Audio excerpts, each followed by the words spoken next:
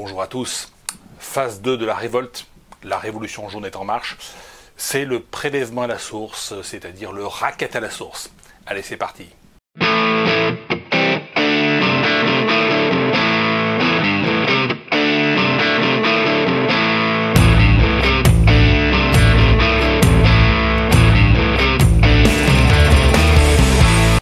Alors, phase 2.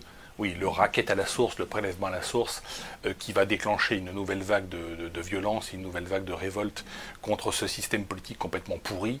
Tout d'abord, je tenais à remercier nos relais dans toute la France qui ne se sont pas contentés de bloquer quelques ronds-points, mais qui sont allés beaucoup plus loin. Je rappelle qu'un grand nombre de péages ont été incendiés, un grand nombre de radars ont été intégralement détruits, et l'on ne s'est pas contenté, encore une fois, de manifester, comme on a fait à l'époque de la manif pour tous, mais véritablement de se révolter contre ce pouvoir.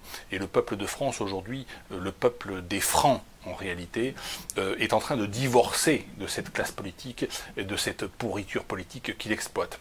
Alors, dans ce contexte, ils ont inventé il y a quelques années, dans un grand consensus politique, gauche-droite, naturellement tout cela, gauche-droite, ça n'existe pas, c'est un match de catch en réalité, hein, tout est truqué d'avance. Ils ont inventé le prélèvement à la source, c'est-à-dire le racket à la source.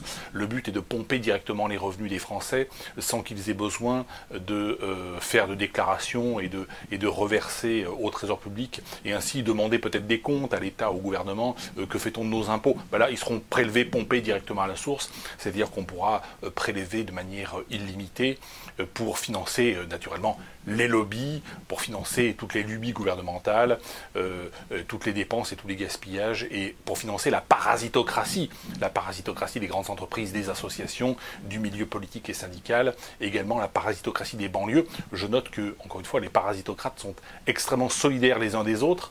Hein, vous voyez, les grandes entreprises qui possèdent les médias sont totalement solidaires de la classe politique et syndicale, et les petites racailles de banlieue, hein, les petits parasites migrants, eux également sont totalement solidaires du gouvernement. Ils ne se révoltent pas. C'est ce que j'avais expliqué dans plusieurs vidéos. Donc le racket à la source, c'est la phase 2, puisque ce racket va concerner les Français qui payent de l'impôt sur le revenu.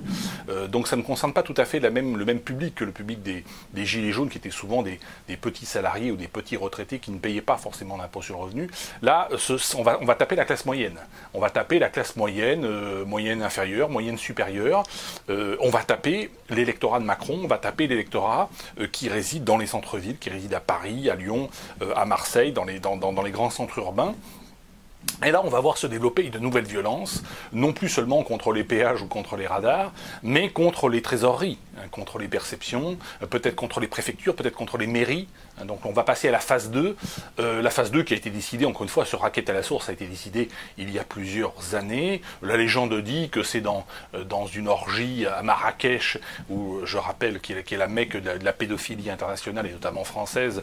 Vous savez que lorsqu'il s'agit de sodomiser une personne, que ce soit un adulte ou un enfant, il faut faire ce qu'on appelle une préparation anale. Eh bien, l'idée du racket à la source viendrait de là. Hein, on prépare effectivement les Français à les sodomiser, tout simplement. C'est comme ça qu'il faut le dire. C'est une légende urbaine, mais en tout état de cause, le but est de faire en sorte que les prélèvements obligatoires ne soient plus douloureux.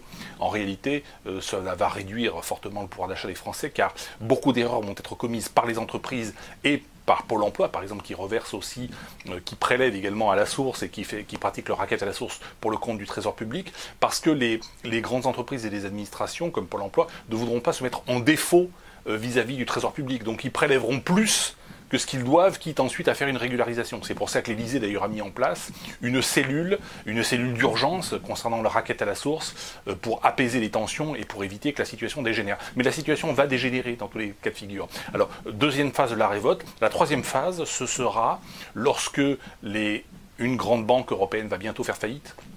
Donc je l'ai annoncé il y a plusieurs mois de cela. Ce sera peut-être Unicredit, ce sera peut-être Deutsche Bank, ce sera peut-être aussi la Société Générale, parce que ces banques sont très exposées à un grand nombre de risques, notamment au risque sur la livre turque. Enfin, voilà. Et elles ont beaucoup prêté, elles ont trop prêté à des emprunteurs qui ne peuvent plus aujourd'hui rembourser. Donc une grande banque va faire faillite. Donc il y aura soit on va faire tourner la planche à billets à l'échelle de l'Union européenne, et à ce moment-là, ça va créer de l'inflation, donc ça va réduire le pouvoir d'achat, ce qui va attiser encore plus la révolte.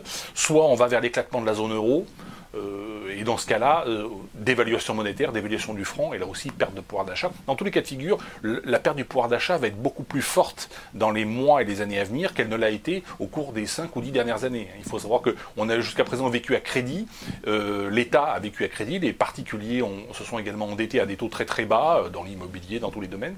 Et là maintenant c'est fini, il va falloir s'endetter soit à des taux très supérieurs, soit à des taux toujours aussi bas, mais avec une monnaie complètement inflationniste, et on se retrouve un peu dans la situation de la République de Weimar finalement.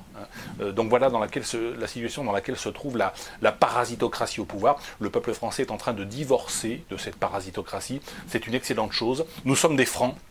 Nous ne sommes pas des soumis, nous ne sommes pas des esclaves, et nous assistons aujourd'hui à Spartacus, la révolte des esclaves tout simplement. Voilà, merci à tous et je vous dis à bientôt.